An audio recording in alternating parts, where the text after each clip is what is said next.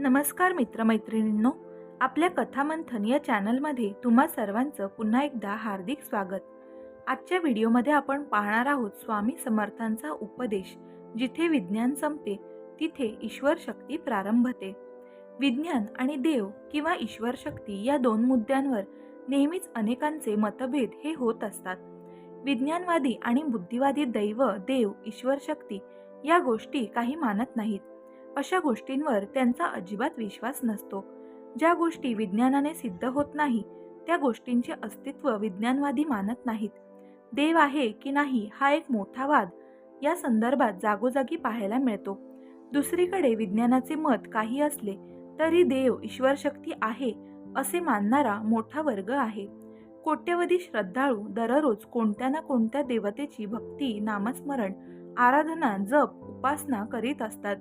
विज्ञान आणि ईश्वरी शक्तीचा वादासंदर्भात असाच एक प्रसंग अक्कलकोट येथे घडला.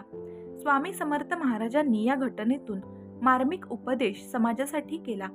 स्वामी समर्थ महाराज यांनी नेमके काय केले हे जाणून घेऊया. पण त्याआधी व्हिडिओमध्ये पुढे जाण्यापूर्वी सर्वांनी कमेंट्समध्ये श्री स्वामी समर्थ असे लिहायला अजिबात विसरू नका. गोविंद नावाचा एक अभियंता कर्तव्यनिष्ठ आणि तैलबुद्धीचा होता. मात्र ईश्वरी शक्ती, देवदैव असे काहीही मानत नसे. त्याच्या लेखी कर्तव्य हेच सर्वश्रेष्ठ आणि सर्व काही होते. दुसरीकडे त्याची आई आणि त्याची पत्नी धार्मिक वृत्तीच्या होत्या, शिवाय स्वामी भक्त होत्या. कितीही कुणीही समजावले तरीही ईश्वर शक्ती आणि भक्ती गोविंद मान्य करत नसे. एकदा गावामध्ये विहीर बांधण्याचे ठरते. विहिरीच्या पायाभरणीच्या कार्यक्रमामध्ये गोविंदाला निमंत्रित केले जाते. एक उत्तम अभियंता म्हणून गोविंदाला भूमिपूजन सोहळ्याचा मानकरी करण्याचे ठरवले जाते.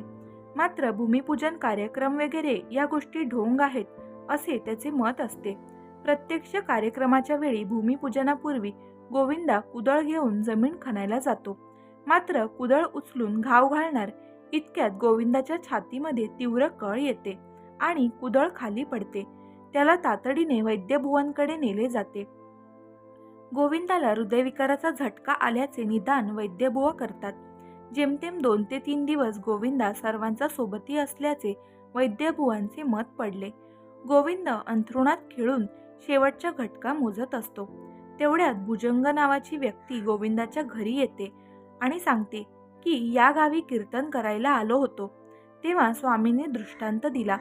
गोविंदाला घरी जाऊन निरोप दे की त्याचा रोग ललिता स्तोत्र वाचल्याने बरा होईल असे स्वामी म्हणाल्याचे भुजंग गोविंदाला सांगतो. गोविंदाचा या सगळ्यावर विश्वास नसल्यामुळे स्वामी वचन तो फेटाळून लावतो. घरची मंडळी फारच गयावया करून गोविंदाला स्वामींची आज्ञा पाळण्यासाठी तयार करतात. इच्छा नसताना सुद्धा गोविंद ललिता स्तोत्र वाचतो. त्यानंतर 2 दिवसानंतर वैद्यबुवा पुन्हा एकदा गोविंदाची प्रकृती पाहण्यासाठी त्याच्या घरी येतात. तेव्हा गोविंद ठणठणीत असल्याचे निदान करतात. गोविंद एकदम अचंबित आणि थक्क होतो. स्वामी वचनाची महती त्याला प्रत्ययाला येते. गोविंदा आणि त्याचे कुटुंबीय स्वामींचे दर्शन घेण्यासाठी त्यांच्या मठामध्ये येतात. स्वामी, माझा तुमच्यावर अजिबात विश्वास नव्हता तरी आपण माझे प्राण वाचवलेत. यावर स्वामी समर्थ म्हणतात, अरे, तुझा विश्वास नव्हता पण तुझ्या कुटुंबाचा तर आमच्यावर विश्वास होता ना. आम्हाला आमच्या भक्तांसाठी तुला बरे करावेच लागले. विज्ञानावर विश्वास ठेवणे चांगले आहे, मात्र विज्ञानाच्या कसोटीवर जे सिद्ध होत नाही ते खोटे आहे असे मानणे हे चुकीचे आहे. जिथे विज्ञान संपते तिथूनच ईश्वरी शक्तीचा प्रांत हा सुरू होतो. तुझे विज्ञानही ईश्वरानेच घडवले आहे. तुम्हा शिक्षित लोकांना अशिक्षित लोकांची कीव येते. अगदी तसेच आध्यात्मिक उंची गाठून ईश्वरीय साक्षात्कार झालेल्यांना तुमच्यासारख्या ईश्वरी शक्ती न मानणाऱ्यांची कीव येते. तर मित्रमैत्रिणींनो, ही होती गोविंद आणि श्री स्वामी समर्थांची गोष्ट. तुम्हाला ही गोष्ट कशी वाटली, आवडली का हे आम्हाला कमेंट करून नक्की कळवा. हा व्हिडिओ तुम्हाला आवडला असेल तर त्याला लाईक व इतर स्वामी भक्तांबरोबर शेअर करायला विसरू नका.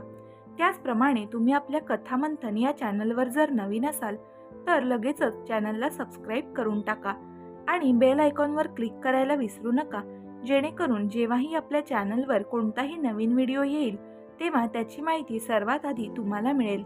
आता आपण भेटूया पुढच्या व्हिडिओमध्ये. हा व्हिडिओ शेवटपर्यंत पाहिल्याबद्दल तुमचे मनापासून खूप खूप आभार. धन्यवाद. श्री स्वामी समर्थ.